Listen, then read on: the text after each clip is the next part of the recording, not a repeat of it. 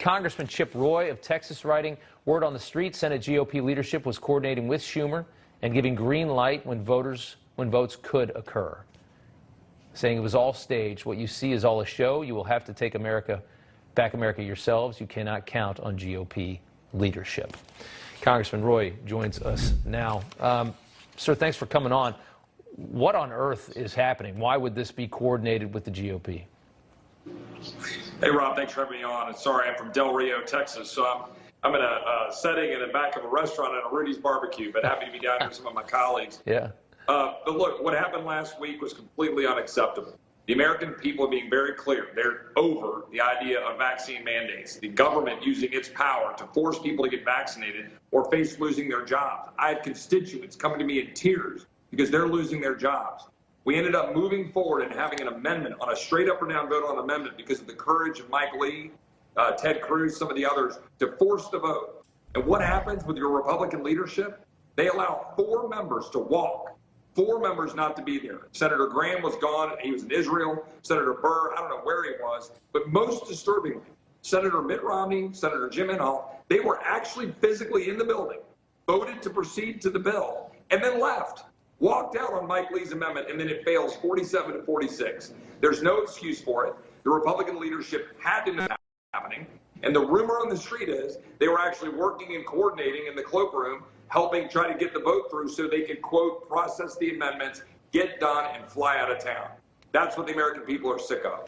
Do you think that do you think it's something like, you know, Schumer and McConnell both know that if everybody had shown up that it wouldn't have passed anyway, so you can't cheat this way and bring your people here when my people aren't there? Obviously, Democrats weren't there as well, it sounds like. I mean, is this how incestuous this process is? You know, it could be that. It could be any number of factors. What we know is that we had the numbers. We could have gotten it passed. If they took a walk, and they took a walk because, I'm sorry, we've got a missing Democrat senator, then own that. Then tell the American people, we're not going to allow this to occur because we've got one Democratic senator who's missing for health reasons. But don't, in the dark of night, basically let Mitt Romney, Jim Inhofe walk away and then allow this to fail 47-46. It's not like it was 50-49. And by the way, when did Democrats ever play nice that way? No. I'm tired of my constituents have to get a needle stuck in their arm or lose their job. And Republicans walked away. And by the way, 19 Republicans, after that failed, still voted to fund the very government that is enforcing the mandates on the American people. They shouldn't have. It's amazing. It really is amazing. And on something like that, something that, you know, is so clearly what we need to do seems to be so clear, and this party needs to stick together on something like that. That is, it's just disgusting. It's very frustrating, I'm sure, for somebody like you. I want to talk for a second about the border. We recently learned that the U.S. broke another record for illegal crossings last month, something to be proud of.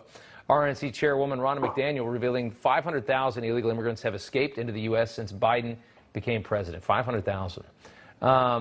This situation is near and dear to you, of course, in Texas.